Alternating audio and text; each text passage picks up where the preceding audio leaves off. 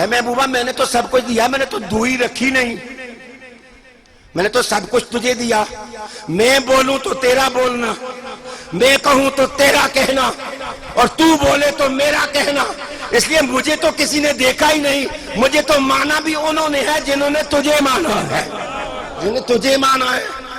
اس لیے ڈاکٹر گب سے کسی نے پوچھا کہ دنیا میں سب سے بڑا کارنامہ کس کا ہے؟ اس نے سوچا، سوچنے کے بعد اس نے کہا محمد عربی سے بڑا کسی کا کارنامہ ہی نہیں۔ انہوں نے کہا لوگوں نے پہیے ایجاد کیے، ایٹم کا دل چیرا، چاند تک پہنچے، مریخ کی سیر کرنے لگے، پلاٹ بک ہونے لگے، عطارت بھر، اور تو کہتا ہے محمد عربی کا کارنامہ ہے؟ وہ کیسے؟ اس نے سوچ کے کہا دیکھو اللہ کو کسی نے دیکھا نہیں ہے، نادیدہ خدا کو محمد نے دیدہ بنا دیا۔ اور عرب عام مسلمانوں سے پوچھو خدا کو مانتے ہو؟ وہ کہتے ہیں مانتے ہیں۔ ان سے پوچھو خدا کو دیکھا ہے؟ کہیں گے نہیں دیکھا۔ پوچھے مانتے کیوں؟ فرمایا سونے محمد نے کہہ دیا، انہیں مان لیا ہے، بس بات ختم۔ میرے دوست فرمایا پھر تو دوئی محبوب راستہ کیا ہے؟ ان سے یہ کہو جو کہتے ہیں ہمیں اللہ سے محبت ہے، ان سے کہو فتبعونی، فتبعونی۔ غور سے سنیے، اتباع کیا چیز ہے؟ عرب لوگ کہتے ہیں اتبع فلان فلانا، فلاں بندے نے فلاں کی اتباع کی۔ وہ کیسے؟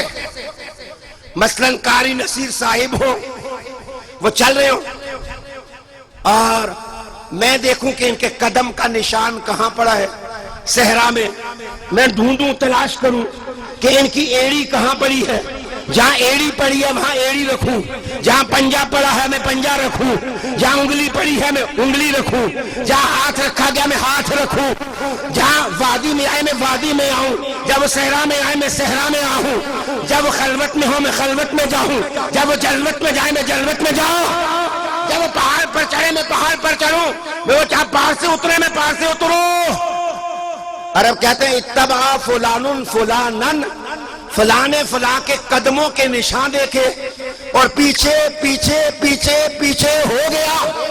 رب نے کہا محبوب اگر دعویٰ کرتے ہیں نا کہ ہم اللہ سے محبت کرتے ہیں فتبعونی، تو محبوب نے کہیے میرے پیچھے ہو، جہاں محمد کے قدم پڑے ہیں تم میرے قدموں میں آ جاؤ، رب تم سے راضی ہوگا، وہ تم سے محبت کرنے لگ جائے گا۔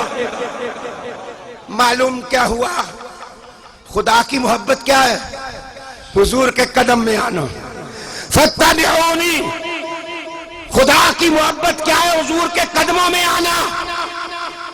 یار وہ میرا شعری ذوق کمزور ہے، میں سنتا تو بڑے مزے سے ہوں، ایک شعری ذوق کمزور ہے، اوپر سے زبان میری یہ نہیں، سیکھی ہوئی زبان بولتا ہوں۔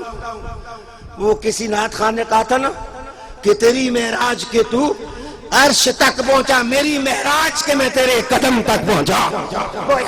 معراج حیات کیا ہے؟ معراج اخلاق کیا ہے؟ معراج سیرت کیا ہے؟ معراج زندگی کیا ہے؟ رب کہتا ہے محبوب ان سے کہیے تم میرے قدموں میں بیٹھو، پھر دیکھو کہ آسمان والا کس طرح تم سے محبت کرتا ہے۔ قل ان کنتم تحبون اللہ۔ اچھا ایک تیسرا نقطہ، اس کو ذرا غور سے سنیے۔ اللہ پاک نے قرآن مجید میں کہیں نہیں فرمایا کہ اللہ کی اتباع کرو،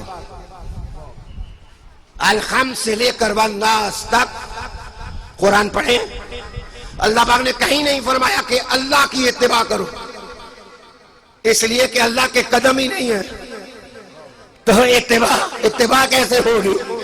رب نے کہا اطاعت میری ہے اور اتباع میرے محبوب کی ہے۔ اے مولا یہ راز کیا؟ شاید تمہیں اور مجھے سمجھانے کے لیے اللہ پاک نے پھر ڈکشنری بدلی اور لغت بدلی کہ کہیں کسی کو شک نہ پڑ جائے میرے محبوب کی عظمت میں۔ تو جس وقت محبوب بولے نا تو رب نے کہا وَمَا يَنْتِقُ عَنِ الْهَوَىٰ إِنْ هُوَ إِلَّا وَحْيٌ يُوحَىٰ۔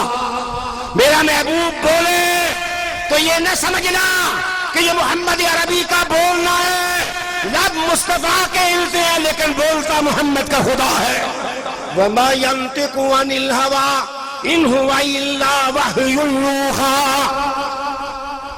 اور حضور نے کنکر اٹھائے نا بدر کے میدان میں اور کفر کی فوج کی طرف پھینکے، تو جس وقت پھینکے رب نے کہا وَمَا رَمَيْتَ إِذْ رَمَيْتَ وَلَٰكِنَّ اللَّهَ رَمَىٰ۔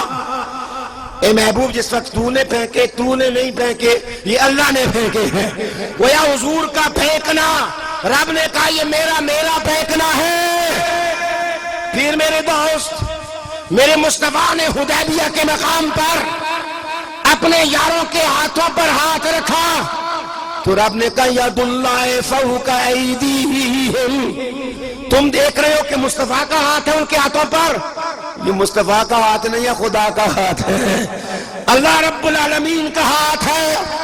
آگے بڑھیے، کچھ لوگ آگے بڑھے، حضور کے ہاتھ میں ہاتھ دیے اور حضور کی بیعت کی۔